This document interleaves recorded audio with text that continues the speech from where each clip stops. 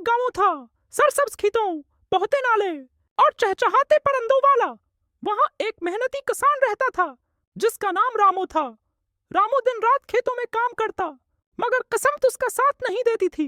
पिछले साल बारिश कम हुई थी, फसल सूख गई थी, घर में फाके थे, बीवी बीमार और दो छोटे बच्चे भूखे। एक दिन शदीद सर्दी में जब जमीन पर ओस जमी हुई थी, रामू अपने खेत के किनारे लकड़ियां चुन रहा था।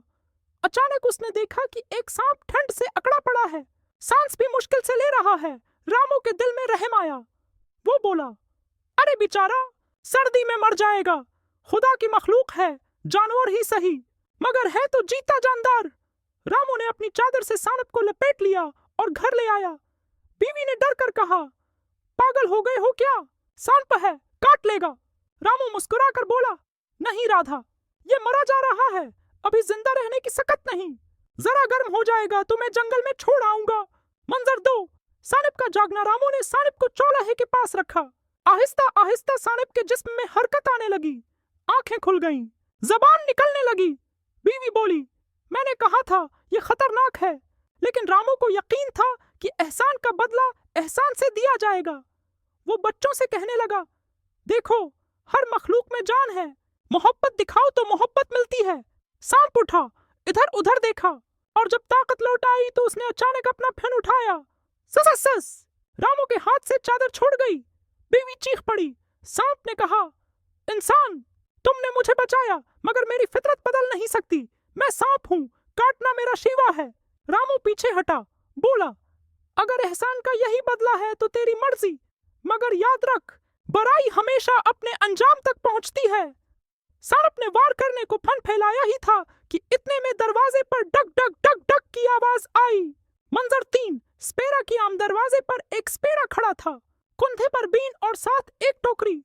उसने रामू से कहा, अरे भाई, लगता है तुम्हारे घर सांप आ गया है, पूरे गांव में शोर है, मैं पकड़ने आया हूँ।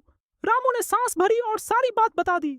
स्पेरे ने मुस्कुरा कर कहा, भाई, नेकी अच्छी चीज है, मगर नेकी के साथ समझदारी भी जरूरी है। सांप के दिल में इंसानियत नहीं होती, वो सिर्फ मौका देखता है। स्पेरे ने बीन बजाना शुरू की। सांप लहराने लगा और आहिस्ता आहिस्ता टोकरी में घुस गया। रामू हैरान था। स्पेरे ने टोकरी बंद की और कहा, मैं उसे जंगल में छोड़ आऊंगा। तुम नेक आदमी हो, मगर याद रखो, हर किसी पर रहम नहीं किया जाता। कुछ चीजें फितरतन खतरनाक होती हैं। मंजर 4। एहसान फरामोशी का अंजाम कुछ दिन गुजरे। सुपेरा सांप को लेकर जंगल गया और वहां छोड़ दिया, लेकिन सांप का दिल बदले की आग से भरा था। वो बोला, इंसानों को सबक सिखाऊंगा। चंद दिन बाद वही सांप रात के वक्त रामू के खेत में आया। रामू बैलों को पानी पिला रहा था, अचानक सांप ने वार किया, मगर रामू ने फौरन लकड़ी का डंडा उठाकर मारा और सांप वहीं खत्म हो गया। रामू ने दिल ही दिल में कहा, खुदा का शुक्र है, लेकिन ये सब हमेशा याद रहेगा, नेकी अंधाधुंध नहीं करनी चाहिए। मंजर 5। इख्तिताम और सबका अगले दिन गांव के लोग जमा हुए। रामू ने वाकया सुनाया। स्पेरा भी वहीं आ गया।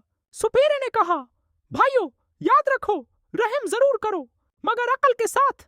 सांप, बछड़ू और बड़े इंसान, तीनों वो हैं जो जब मौका मिले डसते जरूर हैं। रामू ने सिर झुकाकर कहा, मैंने सीखा कि नेकी के साथ समझदारी जरूरी है, सिर्फ दिल से नहीं, दिमाग से भी काम लेना चाहिए। सब लोग सिर हिलाने लगे और स्पेरा बीन बजाकर चल दिया। दूर से उसकी बीन की आवाज आती रही। बीन बजी, सांप नाचा और इंसान ने सब पाया।